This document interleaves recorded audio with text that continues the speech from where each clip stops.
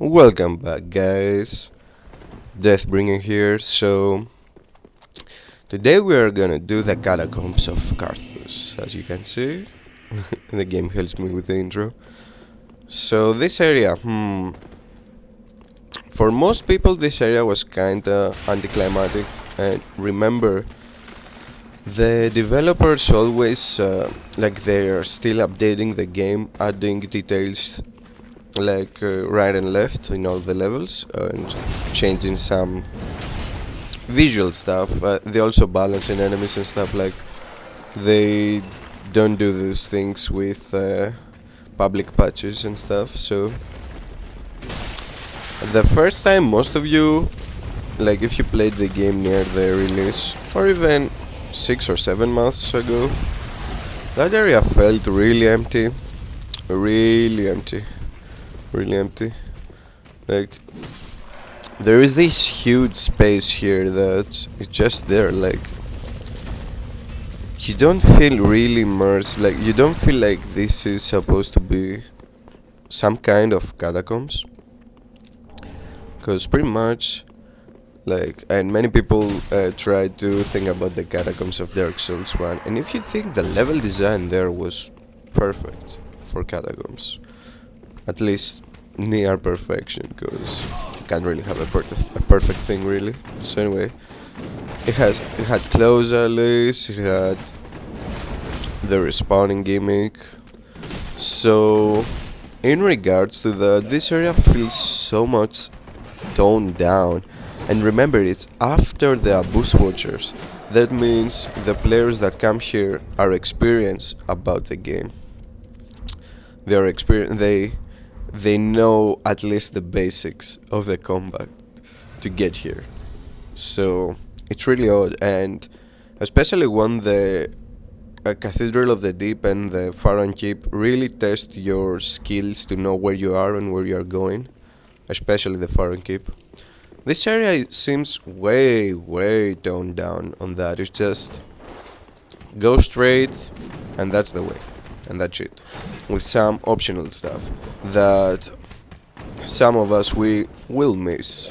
Like, there's this the hidden wall, but they also put hints for seeing them. Like, the hidden wall has an archer above it, and that archer is an indicator to, you know what, maybe there's something there.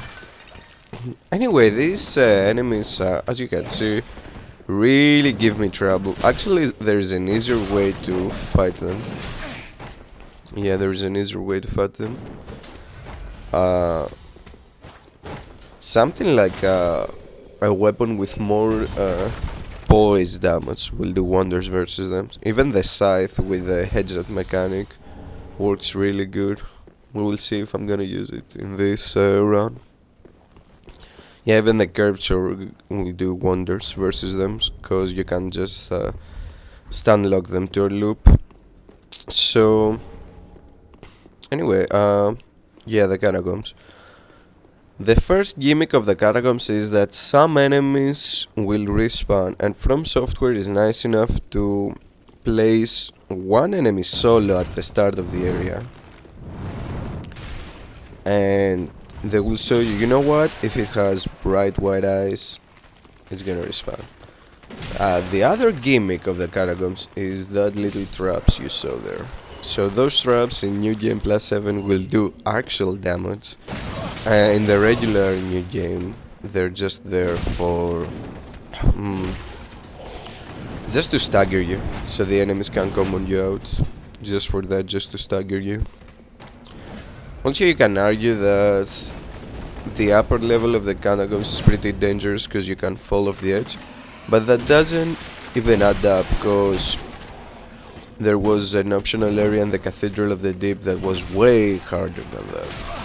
Like on the ledges, and even the regular area with the 4 crossbow guys, and also the guys with the Carthus curved sword and the shield are really passive. So if you fall down, is really your mistake on that part. So anyway, just making sure that I killed everything. This area also goes one step further to the bleed mechanic. Like, it's the first true area that so many enemies can bleed you out. But still, it's really hard. It's really hard. Unless you turtle up. So, this area kinda tries to negate the whole being passive thing. But I think the Abyss Watchers did a really good job on negating that. But anyway, you can argue why not? Why not? Like, why not? And also you can and also the bleed damage from the enemies won't change in new game cycles, so have that in mind. That means you might see me not having trouble with bleed because my character is high leveled enough to have the resistance to stuff. Although I'm not wearing a heavy armor, like I'm not wearing a very heavy armor on this character. So you can say that balances out, but still a low level character like in this area you should be around 50 levels. Yeah, 50. So low level characters should have more trouble with bleed, I suppose. And also there is that one enemy that has the most bleed on hit. I think 133 as I did some testing. So pretty much a new character will get bleed out with 2 hits. So yeah. Anyway, here a little ambush. As you can see, the curved sword has enough poise damage to throw the skeletons down if needed. Also, this area, I don't think we have faced him yet. Is the only area other than the DLC that has an enemy, like a regular enemy, that tries to pair you consistently and it's not an NPC. So yeah, the little guys that are holding their swords in a weird way, they will always pair you if you are not careful enough. Oh, hello. You can progress the unrequest line. I'm just doing it for the NPC down the smoldering lake. Nothing to see here. Oh, also the crystal lizard, yeah. A weird mechanic in this game, if the crystal lizards fall off, you still get the loot, which is very interesting. And also if you attack them, they will stop from going invisible, which is very interesting to remember. In previous Dark Souls game, at least in Dark Souls 1, if you attack the lizard and then fading animation, it wouldn't stop for you, so they toned that down, which is nice, cause yeah, that's the enemy I'm talking about. So I used the unparable attack right there. Remember, on the curved swords, the 2-hand R2s, you can't parry those. But that enemy will consistently parry you if you try to spam attacks on it. Which is really funny that they placed that enemy here. Like, I wish we had enemies like that in the previous areas, or more enemies would attempt parries, but it's really hard to make a parry AI.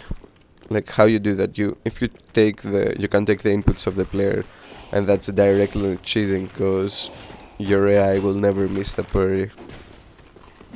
Or you can take the inputs of the player and have a randomizer, which goes against the FromSoft rules. Having a randomizer on moves on the same move, it's something really bad most of the time. Especially on a move that's game changing. Getting reposted will do a lot of damage. So but that will force players to use the kick mechanic more. Anyway, I don't think there is a quote-unquote good way around it. You have to waste a lot of programming resources to make a good parrying AI on the mobs. That's why you don't see it that much.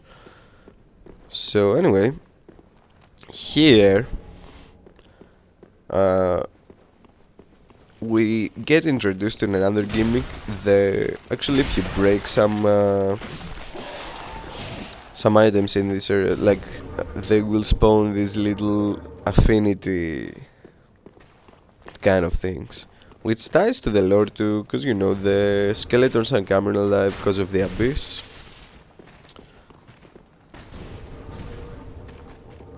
So here I'm just being careful.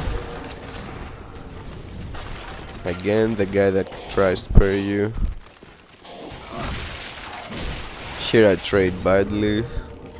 So even in New Game Plus 7 with the Ring of Steel Protection 3 you can still manage and don't get too sorted by the regular skeletons, which is nice.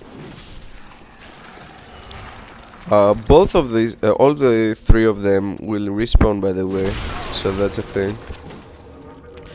So anyway, as I was saying, pretty linear stuff, and also I will suggest something down the road. You will see. I will suggest some change on this level, which will actually make it better for me, at least, for my way of playing, and I will explain why too. So anyway, clean this skeleton up. Remember, those enemies can't bleed, but I didn't have a second non-infused curved sword, so I had to manage with that. I didn't have a second with hollow infusion. Here we see the scythe, hard counters to the whole area. Like, from the second area you can get the first scythe of the game, and you can pretty much roll with that. So anyway, if you break things here, you will see, and also there's a trap, that the trap will break them.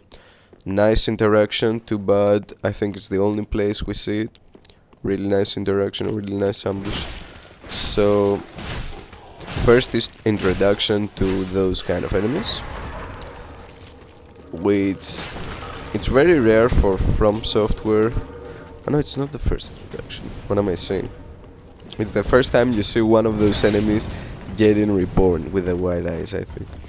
So this area is really tough because you have those two guys spamming the weird projectiles, which I wish we had. Like, come on. Seems so cool. I wish we had some kind of a bob, let's say, that could spawn this. Or maybe the bomb was scaling with maybe Intent Faith. Maybe. But that will make the dark builds more broken than they are. So anyway, yeah, it will be nice to have some kind of projectile other than affinity to have those things come out. So anyway, we killed those guys. Here, the same trap yet again, but they try to use the layout so you can't see it. Sniping that guy so he can come alone. Remember, scythes will penetrate seals no matter what, even if you don't diffuse them with elemental stuff. They can still penetrate the seals and do chip damage, which is really nice. Here we see what I was saying about countering. Like, the scythes can pretty much counter the whole area here for you. Just pick up a scythe. It's not even needed to be +4 or +5 that you should have. Like I think +4 that you should have in this area. It just needs to be +3 and you're good to go. Like, you don't need anything else. So anyway, moving on. Again, the ball gimmick, which is nice. Which is really nice. And here, it's what I suggest. There shouldn't be a bonfire here. That door should be open with a kind of contraption. There shouldn't be a bonfire here. So that will force you to do two things. First of all, you will learn that door opens. That kinds of doors are a shortcut, first of all.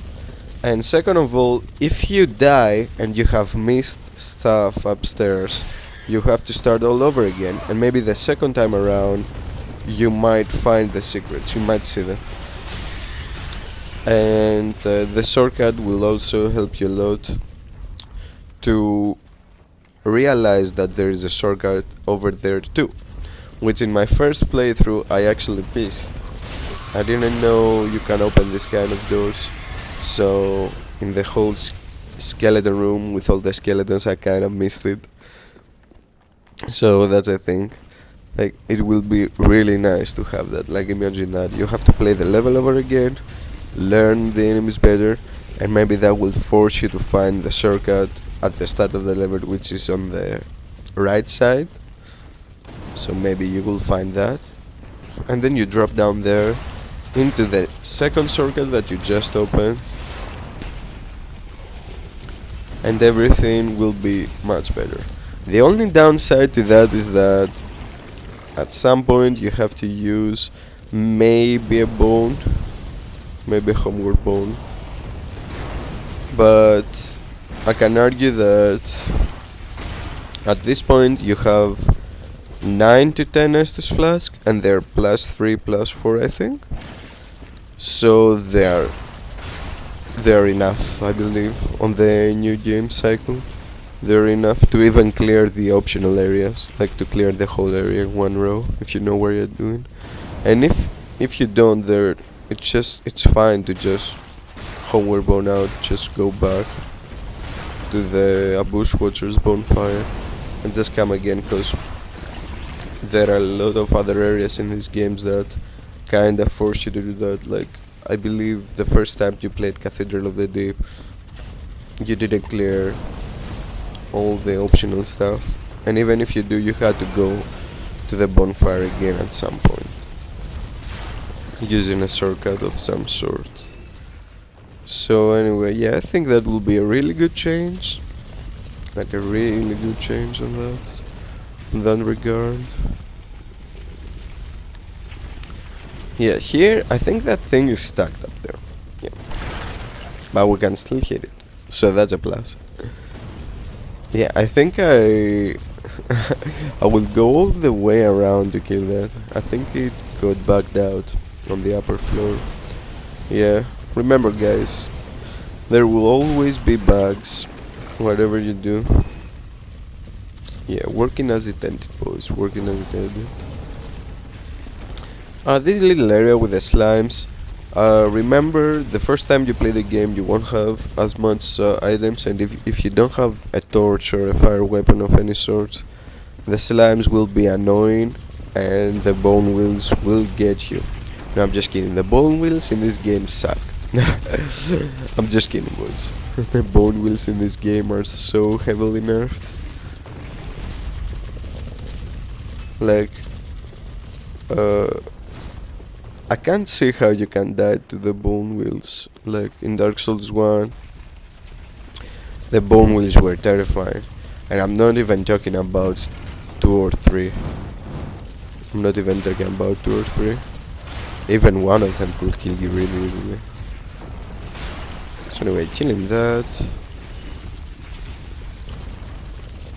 Going down here. Yeah, using the silver cut ring to our advantage.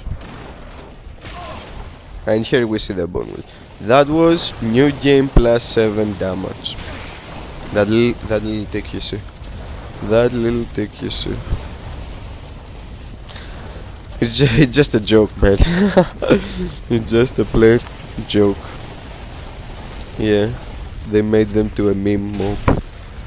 God damn it, they were so cool. They were so cool.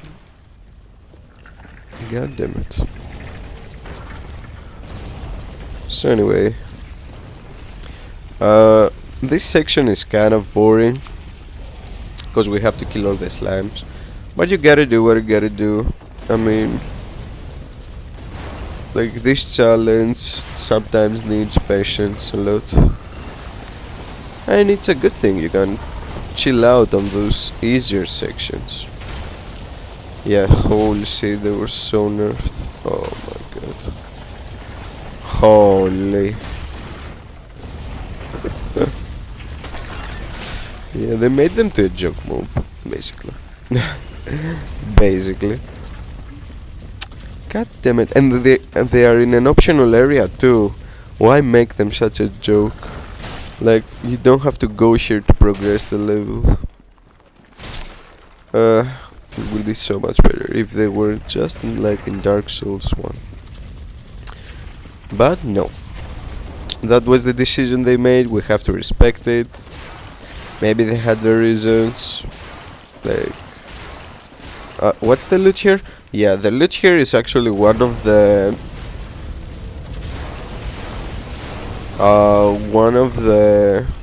risky rings of the game. I think it's the blood ring, which in fact will turn even a character with the regular rolls into a ninja. And don't even get me started if you have the 30%. Like the 30% rolls, especially in PvP, they're just broken. They're just broken. Like the downside is that you can't have much of equipment advantage, but your defenses are low and you don't have so many weapon options. But if you're a mage, your spells won't take they don't take weight. You might argue if you are a mage you don't have to level up the vitality, you have to level up the attunement slots and stuff, which is true. But usually you can get a 30% roll with a straight sword and a shield, and that setup is very good on its own. You can pretty much use some spare levels and some rings late game to even boost that further. Like, I believe a 30% rolled character can pretty much win and 1v3 in a close area if you know what you are doing. And if you manage your stamina right, you can pretty much dodge everything. Like, I have seen, I think the running animation of a character and the rolling animation of someone that has the 30% roll are at the exactly same speed, and maybe the 30% roll is even faster if you don't lock on. Like, if he's rolling and it's not lock on to me, I think he's faster than my running, which that says a lot. And plus it wastes it doesn't waste as much stamina as the regular roll, so that's a huge plus on its own. But anyway, that's a conversation of another topic. Yet again, we go to these enemies, which, as you can see, the scythe just destroys them. Holy shit. Yeah, those guys are getting destroyed. Yet again, an optional area, so this is the only area you will see so many of them at the same place, I think. And also it's the first time you will see a special one. I think it's this one. No. It's one with double shotels, yeah. So, yet again, the whole From Software strategy, like, if it's an optional area, we have to make it harder for the loot. Like, you don't have to be here to progress. So, yeah, once again, I want you to think what I said about the bonfire. And if you have an opinion, please tell me in the comments if you have something to say, because I believe that will be a very interesting addition. So, that guy will now get stun locked to death. Pretty unfortunate. Like, those enemies, like the whole skeleton archetype, yeah. Also, first time you will see bow and arrow with fire arrows, yeah. I think it's the first enemy that has that. And if you kill that guy, the bull is gonna die. So also that guy will run around if you don't come from the way I came, from the quote-unquote hidden pathway. Just have to hit the wall to open it up. And for those crab haters, I will kill the crab too. What's the lore meaning behind the crab right there? We will never know. Maybe saying that the swamp is directly up from the Catacombs. We'll never know. So anyway, pretty chill and stuff. As you can see, again, as I was saying, things are a little bit buggy, but you will still get the loot. So that guy right here is the guy I was telling about, the highest bleed in the game. Unfortunately for him, they placed him with his back on us near a ledge. Why From Software? We don't know yet again. We don't know why they... Like, this area feels so toned down. Like the extra bonfire, as I was saying, many enemies being vulnerable to attacks that break poise, so instantly heavy weapons have an advantage. And here's the other shortcut, by the way. Yeah. Will I get invaded here? Yeah, I think I beat the challenge the first time. Yeah. It's the first time I did this area. That shows how easy it is. I didn't fail the challenge even once. That NPC will kinda destroy you. Yeah, as you can see, the damage is no joke. But remember, guys, bleed counters the NPCs. The NPCs get huge defenses on the new game cycles, but bleed heavily counters them. And I don't know why I'm not switching to my scythe. The scythe will be so much bigger for that game. Yeah, you can see the bleed, heavy counter the NPCs.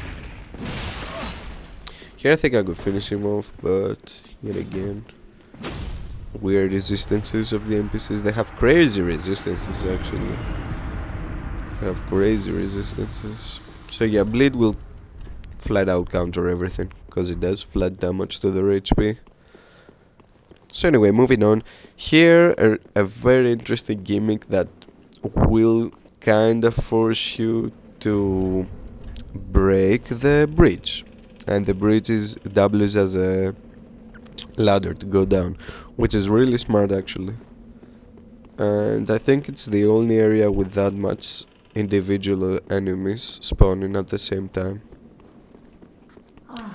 Have you seen Yet again. Oh yes, I searched all I'm sorry. So, yet again, we try to progress the quest line so we can fight Horus. And you can see him down there, actually. Yeah. Which is pretty nice. So, moving on. Here the skeletons are gonna spawn. And we're just gonna destroy the bridge. Because we have to do it. Because actually the challenge is not over yet. We have to go to the bonfire down below. So anyway, I think here it's the trigger. Yeah, here it's the trigger. You can fight them here, like it's no biggie. You can actually kill them all if you go to a choke point. But I don't want to waste any more time, so I'm gonna abuse the rules I set up. And the rules are saying if you can't reach a mob, like if you can't reach them, you don't have to kill them. And actually there is no legit way to kill them, even if you try with some kind of sniping. It will go against the rules, because you can only do it once per person. You will see me trying, maybe you will see me trying that. Yeah, even here we quote unquote break the rules, boys, because Allure and Skull are not allowed in the challenge. But it's just a proof that even with that, it's not going to work. Like, if you're on the other side of the bridge without sniping them, there's no way to kill them. So moving on, that was kind of anticlimactic. Moving on. I believe there are 4 or 5 maybe alive. 7 max. So here you can actually abuse the mimic right here into fighting the demon, which is really nice. which is really nice. And you see me surviving with 1 HP. Yet again, the legendary 1 HP. Woohoo. Yeah, it's really easy to fuck up on those challenges. Or maybe my PlayStation skipped right here. Yeah. So the mimic is dead. And put in some fire resistances because I don't want to get too sorted by that thing. And you see that with the fire resistant rate we get pretty much wrecked. But it's no biggie. The scythe can really easily counter pretty much everything that God has. Like the sweet spot of the scythe is very easy to proc on bigger enemies and even bosses, actually giving you that sweet extra damage. Like, checks really useful. So anyway, almost dead here. Almost dead. Yeah, almost dead. You see, sometimes I get a little bit cocky. I'm like, oh, you know what? It's the end of the challenge, so we kinda won. But no. That could right there cost me the whole challenge, actually. So yet again, he went versus the skeletons, and I stopped him for some reason. Yeah, now the skeletons took aggro for him. Damn, he pretty much wrecks those skeletons. Holy shit, you see the damage? Oh, they finally got him down. Very strange you could get a boss soul from that. Very strange. Very strange. Soul of a demon, actually. Strange. So anyway, all we have to do now is clean those skeletons off without dying, like a dumbass. The mimic left that, yeah. So all the skeletons down here will respawn, as I remember. Yeah. All of them have the white eyes, and they will respawn, but still the scythe kinda wrecks them up. Because it breaks their poise just enough to not make them collapse and get invisibility frames. So you can hit them more times and just kill them off. So that's really nice. Anyway, all in all, the level design pretty questionable on this level. Pretty meh, I have to say. It need, like, in my opinion, it need more time. Like, the first area feels empty, and they pretty much negated the first area with the whole bonfire section. So maybe the first area was in fact a filler area, like so many other filler areas we see, from the Crystal Sage to the Cathedral of the Deep, let's say. So we had a filler area and the whole Catacombs sections not enough to satisfy a player that beat all the other stuffs. So anyway, with that said, see you next time. Peace.